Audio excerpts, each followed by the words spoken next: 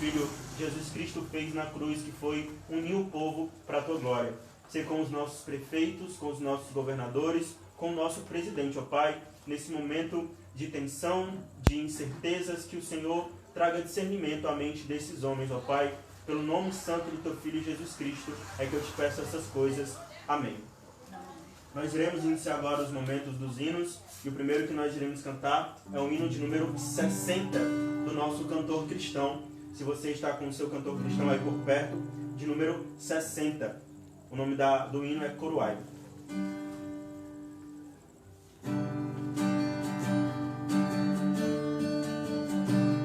Saudai o nome de Jesus, arcanjos nos prostrai, arcanjos nos prostrai, o Filho do glorioso Deus, com glória,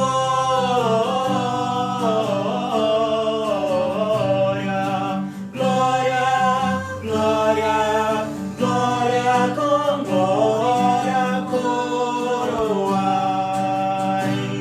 ó escolhida geração do bom eterno Pai, do bom eterno Pai, o grande autor da salvação, com glória,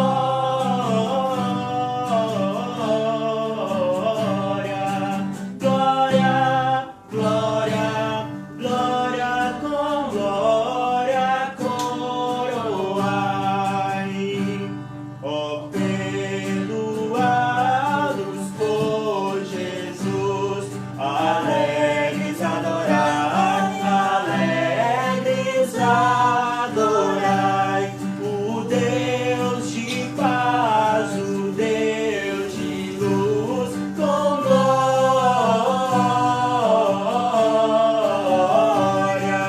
glória, glória, glória, com glória, coroai, ó raças, tribos e nações, o Rei divino honrai, o Rei divino honrai, a quem quebrou os grilhões, com glória,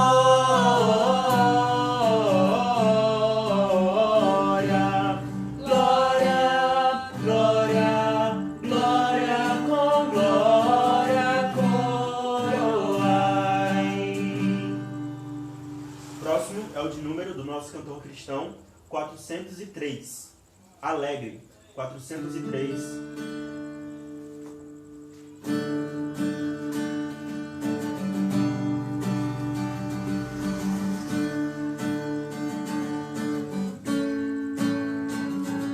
Perdido andei na escuridão, mas Cristo me encontrou, e com a luz do seu amor as trevas dissipou.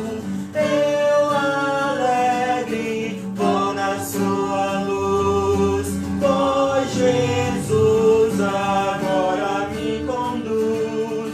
Desde que me achou da morte me livrou, ando sempre alegre, Cristo me salvou. No caso desse escurecer de nuvens todo o céu, Jesus bendito Salvador é luz que rasga o véu. Eu alegre vou na sua luz, pois Jesus agora me conduz. Desde que me achou da morte me livrou, ando sempre alegre, Cristo me salvou.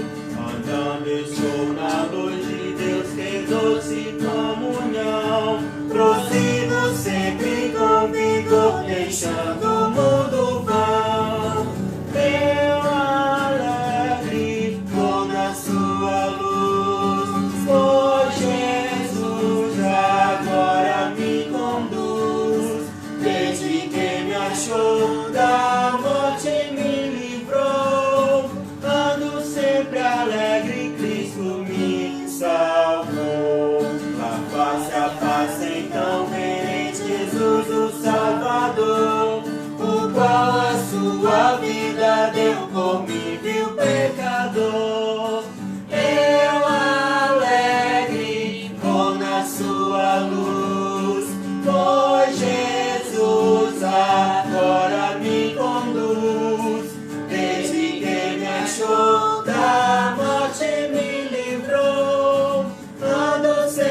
alegre Cristo me salvou.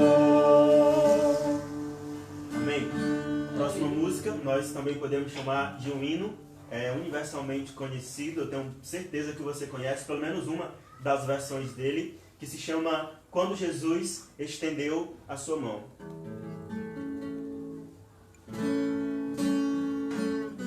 Quando Jesus estendeu a sua mão. A minha alma estava longe do caminho para o céu.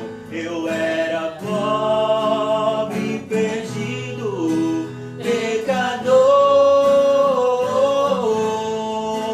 mas Jesus transformou minhas trevas em luz quando Ele estendeu a sua mão para mim.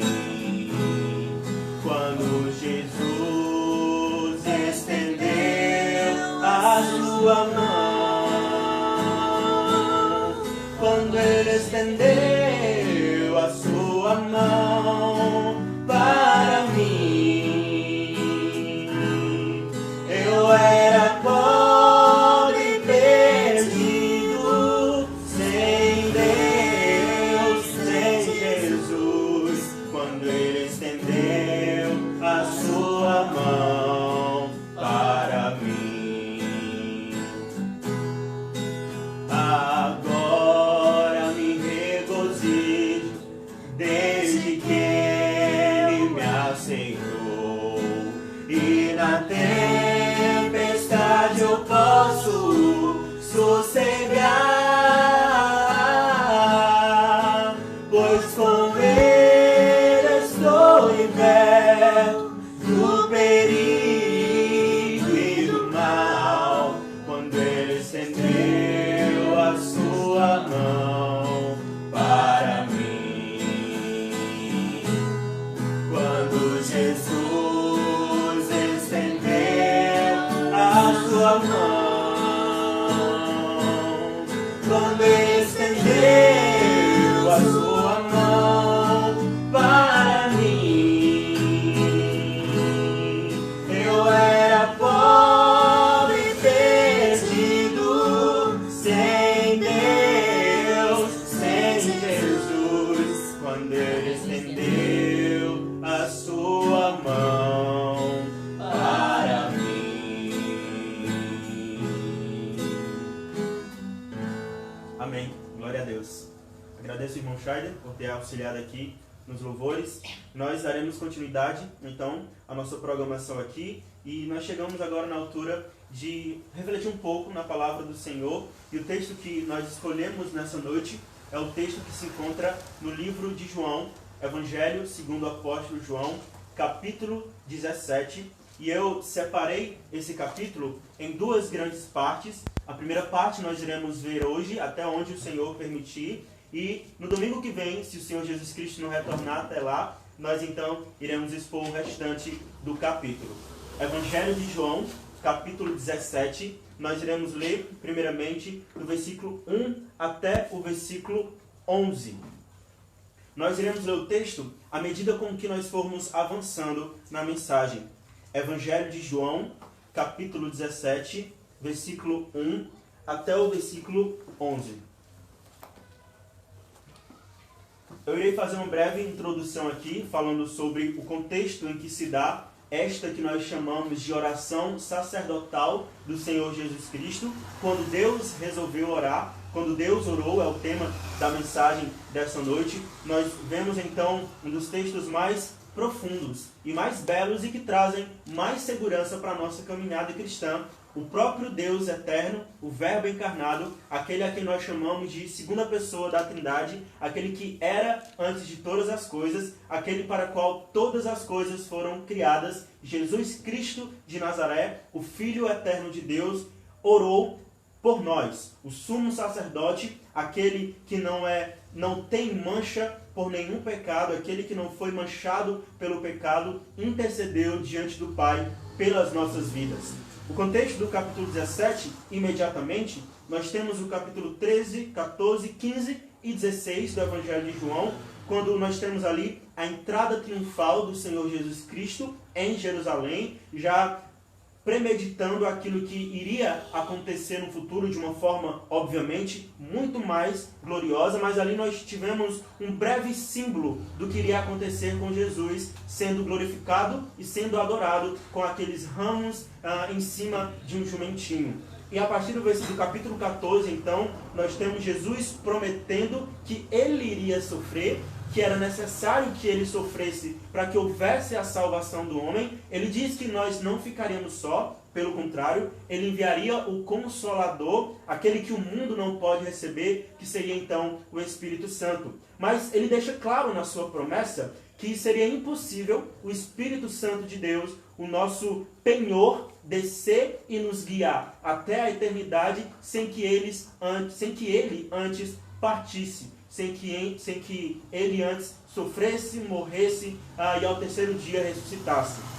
Inclusive, esse assunto, logo de início, não foi muito bem compreendido pelos discípulos. Inclusive, mesmo depois da ressurreição do nosso Senhor Jesus, 3 dias após a sua morte, o que a Escritura mostra é que havia ainda uma certa incredulidade por parte dos discípulos. Pedro chega a dizer para o Senhor Jesus Cristo, quando ele fala desse momento de sofrimento e morte: Senhor, que é isso? Não fala uma coisa dessa de ti. O Senhor não precisa passar por isso. E Jesus então diz: arreda-te de mim, Satanás, porque tu não sabe das coisas que Deus cogita, tu não sabe dos planos de Deus. É claro que Pedro fez aquilo, embora influenciado por Satanás, tentando demonstrar um certo cuidado com o Senhor Jesus. Mas Jesus afirma para Pedro que seria necessário ele passar por aqueles sofrimentos. Nós temos no capítulo 15 e 16, então, no capítulo 16, o Senhor Jesus fala um pouco mais profundamente sobre o Consolador, sobre o Espírito Santo. No capítulo 14, ele faz apenas uma breve introdução. Se nós fôssemos considerar todo o capítulo 13 até o 17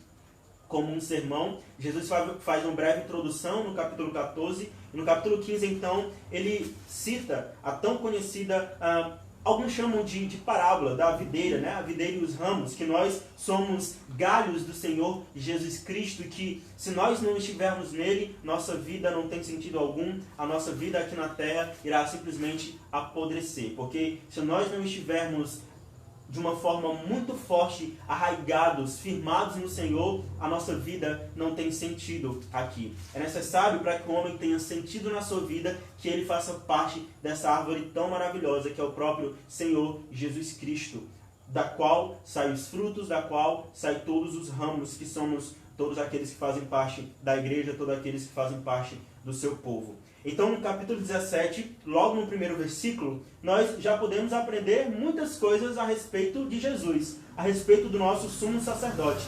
No versículo 1 do capítulo 17, então, o Senhor Jesus começa orando assim: tendo Jesus falado estas coisas, levantou os olhos ao céu e disse: Pai, é chegada a hora, glorifica a teu Filho, para que o Filho te glorifique a ti. Uma primeira coisa que eu quero destacar logo de cara, antes mesmo de nós entrarmos de fato no texto, é que Jesus, mesmo em meio àquela grande aflição que ele tinha a plena certeza que iria passar, o que ele fez? Se desesperou? Obviamente que não. Ele reclamou daquilo que estava acontecendo e que iria acontecer com ele? Obviamente que não. Jesus fugiu e era uma das coisas que as pessoas gritavam lá da cruz: olha, tu não é o Messias? Tu não é Deus, tu não é o Filho de Deus, então desce dessa cruz. Tu não tens poder suficiente para isso, mas não. Jesus não fugiu. O que o Senhor Jesus Cristo fez em um momento de aflição, em um momento que não havia mais saída? Ele orou. Ele descansou no poder e na vontade do seu Pai. Isso, obviamente, é uma questão mais secundária do texto, mas eu queria fazer esse apelo a você. Em momentos de aflição, em momentos que você não entende por que as coisas estão acontecendo, que não era o caso de Jesus, ele tinha a plena certeza do que estava havendo, mas o Senhor nos ensina a orar nos momentos de aflições. Os evangelhos têm algo muito interessante, todos eles. aos sermões de Jesus, ou então mesmo às narrativas dentro do Evangelho, e de repente os autores dão um corte muito abrupto, muito rápido, e dizem, então Jesus saiu para orar, seja de manhã, ou que fosse de madrugada, ou mesmo tarde da noite, como foi o caso mais à frente aqui da oração do Senhor Jesus Cristo, lá no jardim do Getsemane. Jesus era um homem de oração, especialmente nesses momentos em que nós entendemos como momentos sem saídas. Então, se o próprio Jesus Cristo orou nos momentos de aflições, por que nós deveríamos nos desesperar? Ele está conosco. Esse momento que ele passou, esse breve momento de sofrimento que ele passou, foi para que nunca mais nós nos sentíssemos sozinhos. Nós temos um sumo sacerdote que se compadece das nossas dores. Deixa eu fazer um breve comentário para que a gente possa entender melhor todo o contexto dessa oração do nosso Senhor Jesus. Sumo sacerdote, se você não tem muita intimidade com os termos bíblicos, era aquele homem que, de uma certa forma, no Antigo Testamento, representava a presença de Deus. Representava aquilo que Deus poderia fazer. O povo de Israel, que era o povo escolhido de Deus no Antigo Testamento, uma vez por ano apresentava todos os seus pecados, mas não somente uma vez por ano. Todas as vezes que eles pecavam era necessário ir até o sumo sacerdote e oferecer o sacrifício. E por meio daquele sacrifício, então, aquele homem, aquele indivíduo que cometeu o pecado estaria perdoado por Deus. Nesse sentido, então, Jesus é o nosso sumo sacerdote, é o nosso grande sumo sacerdote que se compadece de nós. Ele não é alguém que apenas consegue enxergar os nossos erros, os nossos pecados exteriores. Ele tanto conhece o nosso íntimo, o nosso interior, como ele participou também das dores que cada um de nós participamos na nossa vida. E mais ainda, ele carregou o peso da cruz nas suas costas para que o nosso fardo pudesse ser leve, para que o jugo pudesse ser suave, porque o jugo já foi colocado em cima de suas costas e por isso nós somos perdoados por meio desse sumo sacerdote. É por isso que essa oração se torna tão relevante, tão importante e tão incentivadora, tão cheia de esperanças para nós, porque é o próprio Deus, aquele que se fez homem, aquele que se fez carne e morreu por nós, orando, intercedendo por isso. Imagine, reflita um pouco a respeito disso. O próprio Deus orou por você. Se hoje nós estamos de pé aqui, se hoje nós estamos mesmo diante dessa quarentena, tendo forças para transmitir, nos manter em um certo sentido com uma comunhão, ainda que falha, é porque Jesus está nos sustentando. É porque Jesus está nos céus orando por nós diariamente. Já parou para pensar nisso? Quando você resiste a um determinado pecado, quando você toma uma atitude bíblica de acordo com a vontade de Deus, é porque tão somente Jesus está orando por você. Lembre-se disso. Todos os momentos em que você passar de problemas, todos os momentos de aflições, você está de pé, você ainda consegue ter forças porque Jesus está orando por você. No versículo 1, então, nós encontramos um homem comum, assim como todos nós, só que, como C.S. Lewis disse uma certa vez, ele era um homem comum, mas extraordinariamente comum. Havia algo de diferente no Senhor Jesus Cristo, obviamente, ele era 100% Deus, mas ele era também 100% homem. E aqui nós encontramos então um homem comum orando ao seu Pai, orando aquele que é o seu Deus, aquele a qual nós podemos chamar também de Pai agora por meio dele. Jesus diz então no versículo 1, Pai, é chegada a hora, glorifica a teu Filho, para que o Filho te glorifique aqui. Uma coisa importante de nós repararmos nas palavras do Senhor Jesus Cristo, já no primeiro versículo, é que ele faz uma comparação de glorificação. Ele diz, Senhor, glorifica agora o teu Filho, em um momento de aparente derrota, em um momento de aparente desânimo. Jesus estava caminhando para a cruz. Jesus já sabia o que iria acontecer logo depois daquela oração. Para nós nos situarmos aqui contextualmente a essa oração, muito provavelmente, por todos os dados cronológicos de João, essa oração foi feita em um momento logo após a saída de Judas da Santa Ceia. Jesus fez essa oração na frente dos 11 apóstolos. Jesus fez aquela oração na frente dos seus discípulos, um pouco antes de ele sair com seus discípulos e orar lá no jardim do Getsêmani. Isso mostra então que Jesus queria que os seus discípulos ouvissem aquela oração para que eles não se sentissem desanimados. Uma dúvida que talvez tenha surgido na cabeça dos discípulos, e foi uma dúvida que surgiu na minha cabeça, foi justamente essa: mas como o Senhor pode estar falando sobre glória se ele está caminhando para a sua morte, caminhando para a sua cruz? Nós encontramos aqui uma das mais incríveis doutrinas, uma das mais confortantes doutrinas do cristianismo, que é a glorificação do Filho. E a glorificação de Jesus envolve todo esse período. Tanto o seu sofrimento, que nós costumamos chamar de paixão, a paixão de Cristo, como a sua morte, como a sua ressurreição e a sua glorificação propriamente dita. Para que Jesus fosse glorificado, era necessário que ele passasse pelo sofrimento. Aqui me faz lembrar do capítulo 53 de Isaías, quando o autor, citando e prevendo aquilo que iria acontecer com o Filho de Deus, ele diz: ao seu Pai agradou moê-lo, a Deus agradou moê-lo. Para que Jesus fosse glorificado e para que a glória de Deus Pai fosse refletida a todo mundo, era necessário que Jesus sofresse. E ele estava disposto a isso. O sofrimento muitas vezes é tratado como algo plenamente negativo, não para o cristão. O próprio Senhor Jesus Cristo nos ensina isso. No momento de sofrimento pode trazer glória, pode trazer refúgio, pode trazer consolo aos nossos corações. E nesse caso, trouxe glória para o próprio Cristo e glória para Deus Pai. Esse texto é indescritivelmente profundo. E por isso que eu quis fazer essa separação, e ainda assim nós teríamos que passar horas aqui falando só dessa primeira parte, mas vamos continuar. O primeiro versículo ensina então que para que Jesus fosse glorificado, era necessário que ele passasse pelo sofrimento. E o sofrimento do Filho de Deus trouxe glória também para o Pai. No versículo 2, Jesus continua sua oração dizendo: assim como lhe conferiste autoridade sobre toda a carne, a fim de que ele conceda a vida eterna a todos o que lhes deste. Jesus deixa claramente aqui que ele tinha uma autoridade. E como diversas vezes ele falou para os fariseus, quando queriam acusá-lo de ser um falso mestre, ele dizia: olha, se eu faço essas coisas pelo Pai, se eu faço essas coisas por Deus, por que vocês me acusam? A autoridade não vem de mim mesmo. As coisas que eu faço pela vontade do Pai. Jesus estabelece então que há uma certa autoridade por parte dele, estabelecida pelo Pai. E o fluxo que Jesus estabelece aqui então, é que essa mesma autoridade dada pelo Pai para ele, foi dada por ele aos discípulos para continuar a sua obra. Eis aqui um privilégio que nós temos. Nós fazemos parte dessa obra que foi escrita na eternidade, que foi dada, que foi concebida ao Filho Jesus Cristo iniciar na terra. Nós temos agora esse privilégio, nós temos essa honra de darmos continuidade à missão do Cristo. Mas como assim, Jardel?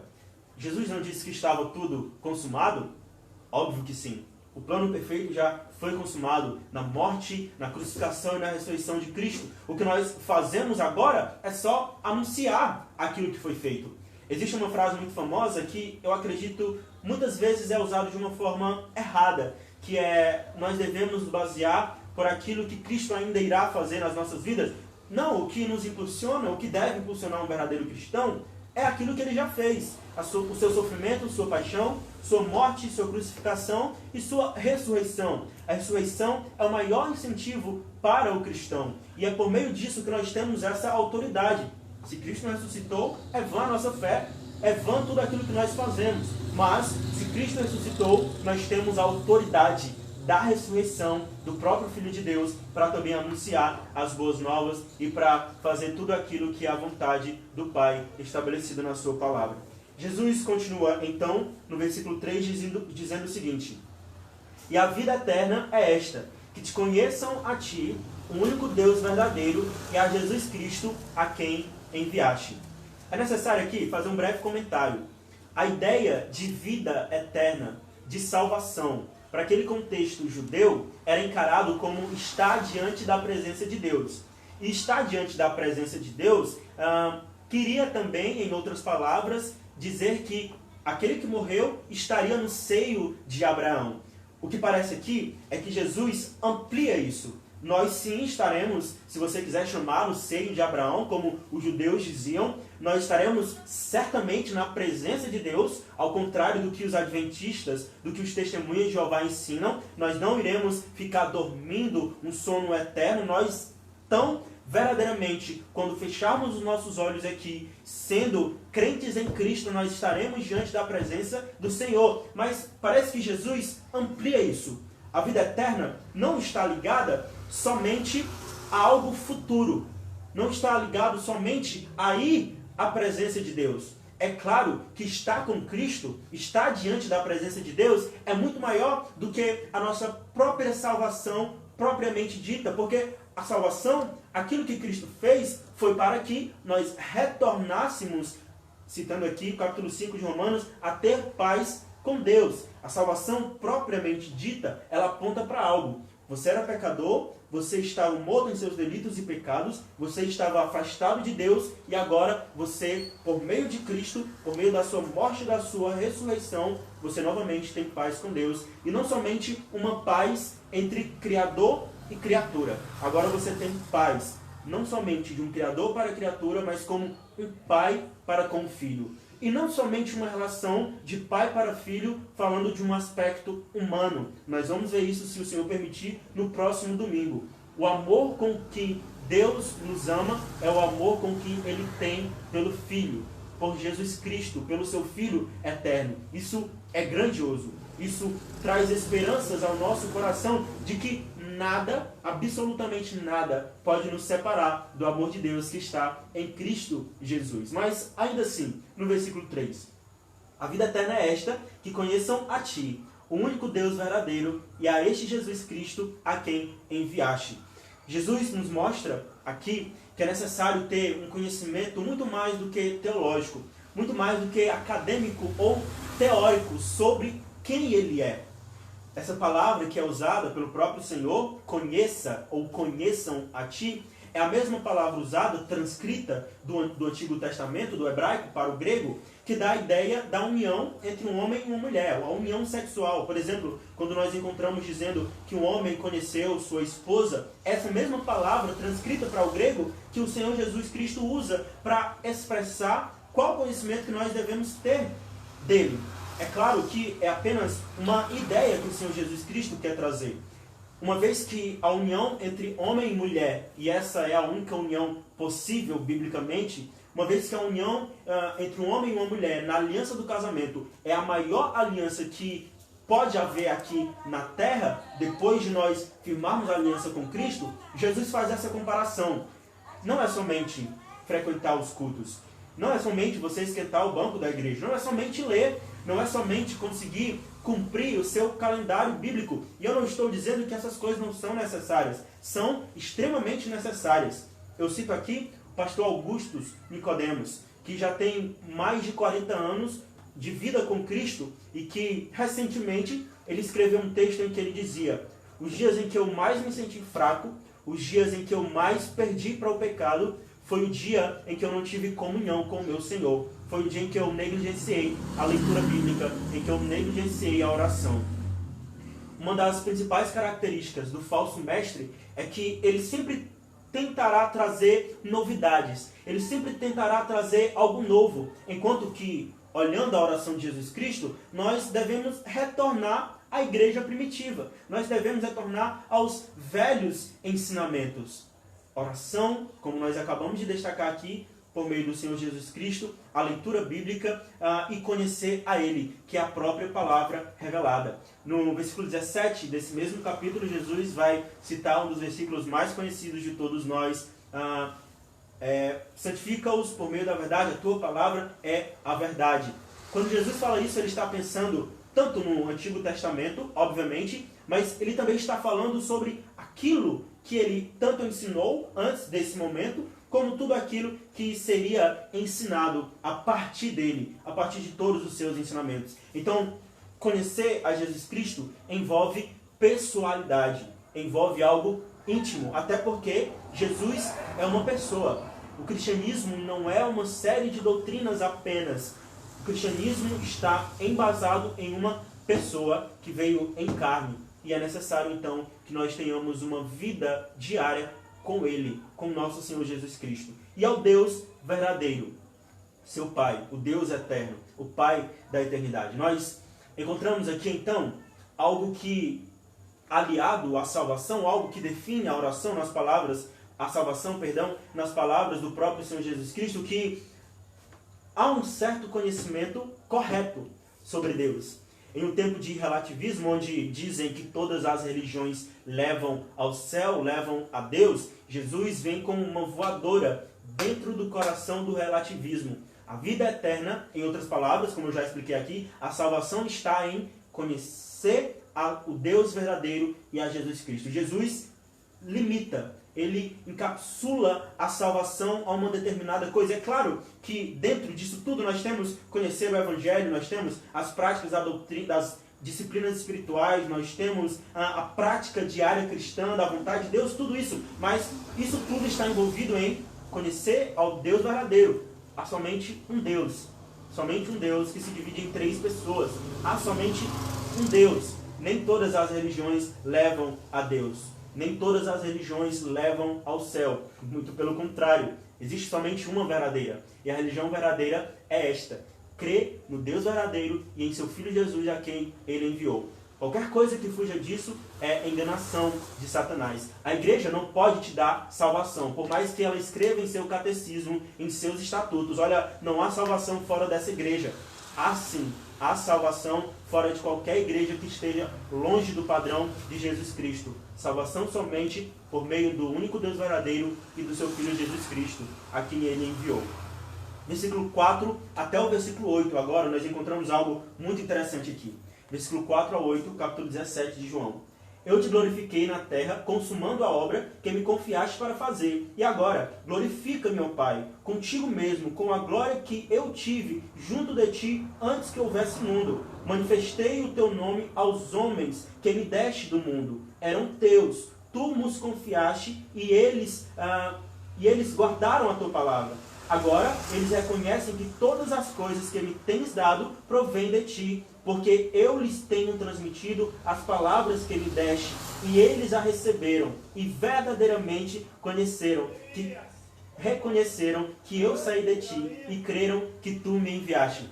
Jesus basicamente descreve aquilo que ele falou no versículo 3. Ele explica o que seria então conhecer ao único Deus verdadeiro e ao seu Filho Jesus Cristo, a quem Ele enviou. Ora, Jesus resume isso dizendo que aqueles que reconhecem a minha vontade e fazem a minha vontade são estes da qual eu estou falando. Estes que reconhecem o Deus verdadeiro, reconhecem a sua palavra e veem em Cristo a revelação da glória de Deus, veem em Cristo a revelação da vontade do Pai.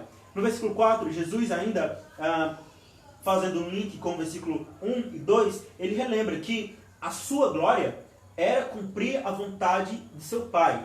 Que a glória dele era fazer a vontade de Deus. E ao mesmo tempo ele diz que a sua glória está nisso, em cumprir a vontade de Deus. E no versículo 5 nós encontramos algo glorioso, maravilhoso. Jesus diz, olha, Pai, ele diz no versículo 5, eu vou ler aqui como está escrito, e agora glorifica meu Pai contigo mesmo, com a glória que eu tive junto de ti antes que houvesse mundo. Jesus é Deus de Deus, luz de luz. Jesus é o Deus eterno que estava na criação, criando ela. Ele não foi a primeira criação de Deus, ele não é uma manifestação do arcanjo Miguel. Jesus é o próprio Deus encarnado, o Verbo de Deus. E esse versículo, tão claro como a água, tão claro como a luz do nosso Senhor, deixa isso muito bem pontuado. A glória que eu tinha contigo, não por parte de ti, a glória que eu tinha contigo, o mesmo Deus, a mesma glória, Deus de Deus, luz de luz, como diz o credo. Jesus é eterno, Jesus é Deus. Capítulo 2 de Filipenses, versículo 5 até versículo 9, na verdade, a partir do versículo 5 em diante, nós encontramos o que nós chamamos ali da humilhação de Cristo.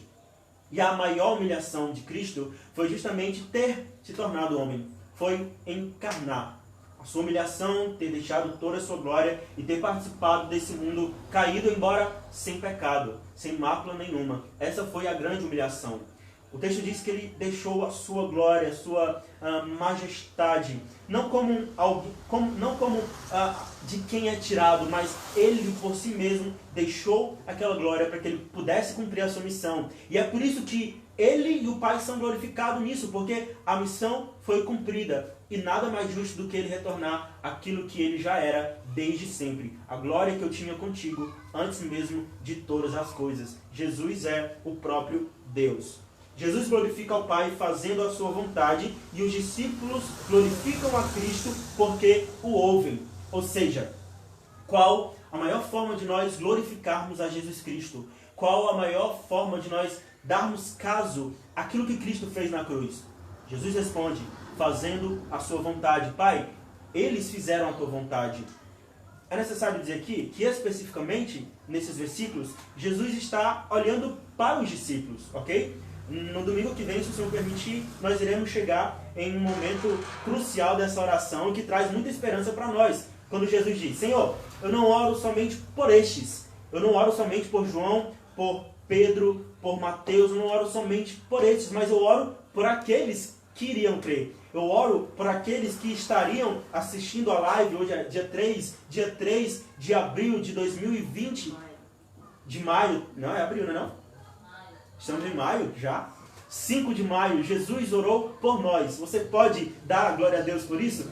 Que maravilhoso é ouvir que o nosso próprio Deus orou por nós, antes mesmo que nós viéssemos a existir. Que Deus seja glorificado por causa disso. Nós somos, então, canais da glória de Deus quando nós fazemos a sua vontade. Especificamente falando aqui, Jesus estava se referindo aos apóstolos. Mas como eu disse, logo mais à frente ele irá falar de nós. Mas nós encontramos aqui que um verdadeiro discípulo de Cristo se dá ou se é reconhecido por fazer a sua vontade.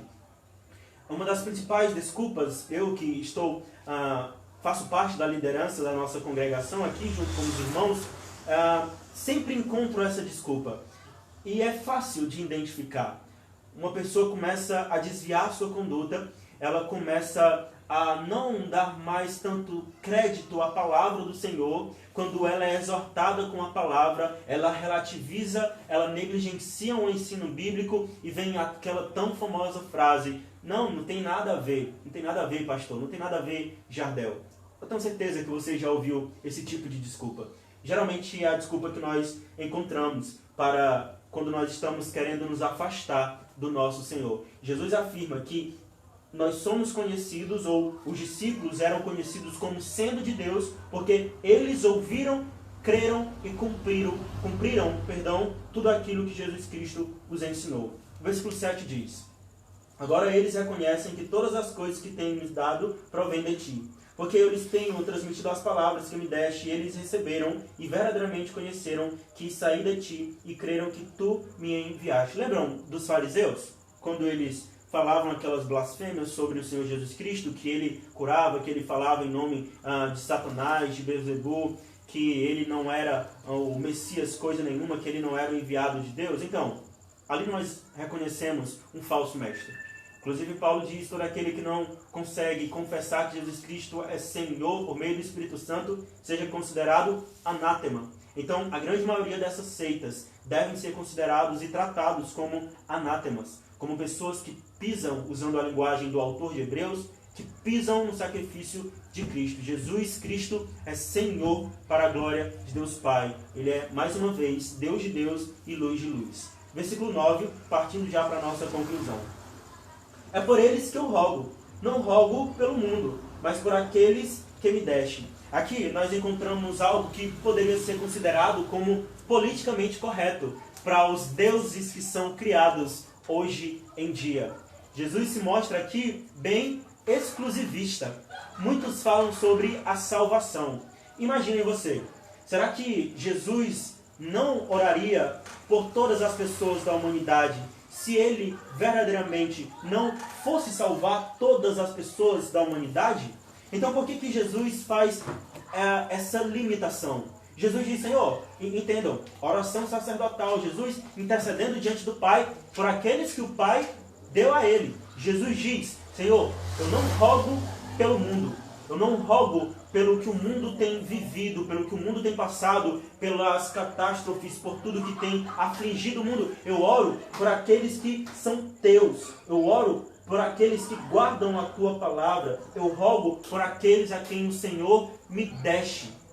Jesus aqui deixa bem claro que existe um povo e que esse povo é tão seguro quanto qualquer outra coisa nesse universo. Jesus Cristo, então, em outras palavras, diz: o mundo segue o seu próprio curso, a sua própria vontade, mas aqueles a quem o Senhor me deste não serão lançados fora. Eles não irão fugir da minha presença. Eles estarão comigo e eu cearei com eles e eles cearão comigo. Aqui nós encontramos, então, uma palavra graciosa de confiança, de segurança e certeza para com o nosso Senhor Jesus Cristo. Senhor, Pai, eu oro por aqueles a quem o Senhor me destes, não oro pelo mundo. Isso nos ajuda a termos esperança nesse momento em que nós estamos enfrentando. Porque o mundo está completamente perdido, caótico, longe da vontade e da presença do Senhor, mas saiba que Ele está sustentando você. Jesus está orando por você, por todo aquele que confessa o seu nome, por todo aquele que crê no sacrifício que Ele fez na cruz. Jesus orou por você. Versículo 10. Ora, todas as minhas coisas são tuas, e as tuas coisas são minhas, e neles eu sou glorificado. Mais uma vez, Jesus não é um Deus menor como apoiam ou como ensinam os testemunhas de Jeová. Jesus é Deus eterno, Verbo encarnado, Deus de Deus, luz de luz. O que é teu, Pai, também é meu. Nós poderíamos colocar aqui também o que é do Espírito, também é do Pai e também é do Filho. E eles trabalham em conjunto nesse plano eterno e glorioso de salvação. Versículo 11, para nós partirmos para a conclusão. Já não estou no mundo, mas eles continuam no mundo, ao passo que eu vou para junto de ti. Pai Santo, guarda-os em teu nome, que me deste, para que eles sejam um, assim como nós somos um. Jesus repete novamente essa expressão mais à frente. O interessante aqui é que Jesus já encarava tão certo o seu sofrimento, a sua morte e, obviamente, a sua ressurreição, crendo que o Pai o ressuscitaria dos mortos, que ele já usa uma linguagem prefigurada do futuro. Olha, eu já não estou no mundo. Na verdade, Jesus nunca esteve no mundo nesse aspecto. Ele nunca fez parte desse curso do mundo. Quando achavam que o Messias viria como um general forte que iria destruir o Império Romano, Jesus vem com palavras doces, dizendo: ofereça a sua outra face para quem te bateu, para quem for duro com você. Jesus então diz: eu já não sou deste mundo, eu não faço parte, eu estou indo para o Pai, eu irei retornar para o meu lugar desde toda a eternidade. Mas aqui Jesus nos dá um incentivo e um conforto, mais uma vez. Já não estou no mundo, mas eles continuam no mundo. Jesus então aqui faz talvez uma ressalva, lembrando que nós ainda precisaríamos passar por algumas coisas, precisaríamos participar do seu sofrimento. Talvez seja essa ou este um dos motivos, um dos momentos pelo qual nós estamos enfrentando esse sofrimento, essas aflições.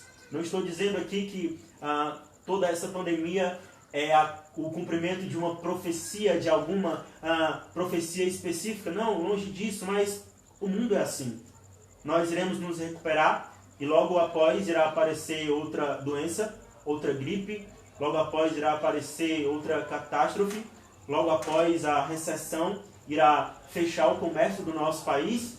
O mundo é assim, o mundo é caído e ele está caminhando para a destruição. Mas Jesus, ao mesmo passo que faz esse lamento, eles irão continuar no mundo. Ele continua dizendo: ao passo que eu vou para junto de ti, Pai Santo, guarda-os em teu nome, que me deste, para que eles sejam um, assim como nós. Algo que eu quero destacar nesse versículo 11 é a expressão guarda-os em teu nome. No Antigo Testamento, diversas vezes, quando Deus iria fazer alguma aliança, ele usava o seu próprio nome. quando ele envia Moisés, ele diz, olha, Senhor, quando eu chegar lá diante do faraó e ele perguntar quem está me enviando, o que eu digo? E Deus diz, olha, diga, o eu sou te enviou. Deus não quis ali estabelecer nenhum contato nominal para com Moisés e para com todas as outras suas alianças. Porque Deus era e será antes de qualquer coisa. Deus não pode ser definido em apenas um nome. Muitas seitas brigam hoje em dia para saber qual o nome de Deus, se é Yahvé, se Javé, se pode ser pronunciado ou não. O que Deus estava fazendo ali era não se colocar dentro da ótica humana, dentro da perspectiva humana. O eu sou te enviou. E Yahvé, o tetragrama, era só para exemplificar aquilo que Deus era, aquilo que Deus é, como é usado no Antigo Testamento. E o mais interessante é que todas as vezes que Deus fazia aliança, ele prometia pelo seu próprio nome. E Jesus, conhecendo seu Pai, conhecendo seu Deus, ele ora então dessa forma maravilhosa: guarda-os em teu nome. Meu querido, nada pode nos afligir ao ponto de nos fazer desanimar. Nada pode mais nos matar, nada pode mais nos separar de Deus, porque Ele nos guarda não baseado em nossa inconstância, não baseado naquilo que nós fazemos, não baseado nas nossas obras, não baseado no quanto de horas nós lemos a Bíblia, e você deve ler o máximo de horas que você conseguir, óbvio, você deve estar com Ele em oração diariamente, mas isso tudo é apenas uma consequência, porque Deus nos guarda, e esse foi o pedido, a intercessão do seu Filho Jesus Cristo: guarda pelo seu nome. O que está em jogo aqui é a honra de Deus. O que está em jogo aqui é a sua glória. E Ele não divide a sua glória com homem nenhum. Se sinta seguro.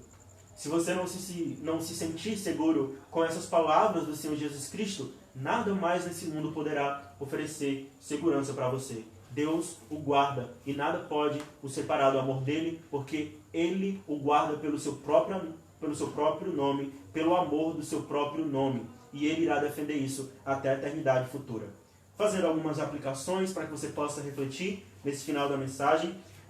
Tudo está consumado. Como eu disse anteriormente, nós temos uma obra aqui, nós temos uma missão ainda a cumprir até que Ele venha, até que nós estaremos com Ele no futuro, mas tudo está consumado. Tudo foi consumado na obra de Cristo na cruz e na sua ressurreição. Não há mais nenhuma dívida, não há mais nenhuma culpa, não há nada mais que nós precisamos pagar para Deus, para aqueles que estão em Cristo. Nada mais está consumado. Nós não precisamos mais flertar entre o judaísmo e aquilo que Cristo ensinou, que nós chamamos de cristianismo, por assim dizer. Cristo é suficiente. Nós não precisamos mais guardar uma parte da lei e crer em Cristo. Tudo já foi cumprido em Cristo e por meio dele agora nós cumprimos a lei de Deus. Tudo está consumado. Jesus cumpriu sua missão. Jesus não é um soldado que vai à guerra e tem medo de morrer. Não é um soldado covarde. Ele foi até o fim. Temos pleno acesso. Outra coisa que nós encontramos na oração de Jesus é a linguagem íntima com que ele usa de Deus para conosco. Pai, assim como nós somos um, que Ele seja um conosco. Você tem ideia disso? Jesus diz mais à frente, como eu disse no início da mensagem, que Deus nos ama por meio dele, da mesma forma que Ele ama a seu Filho Jesus Cristo. Nós temos pleno acesso. Não permita que o pecado engane você. Não permita que o pecado engane você ao ponto de você achar que não é amado. Deus, por meio do seu Filho Jesus Cristo e com a honra do seu próprio nome, salvou a sua vida de você mesmo, dos seus pecados. E Ele honrará o seu nome até a eternidade, até nós estarmos com Ele e o plano completamente concluído. Por último, podemos descansar. Mesmo em meio à pandemia, mesmo em meio às dificuldades da vida, mesmo em meio às aflições, nós podemos descansar. Nós podemos olhar para a aflição, nós podemos olhar para a fraqueza, como disse o pastor Jonas Madureira, nós podemos olhar para a fraqueza e dar um beijo nela e dizer: seja bem-vinda, porque você me aproxima do meu Senhor. Que glória nós podemos afirmar essas palavras. Até para o sofrimento, Deus tem uma solução.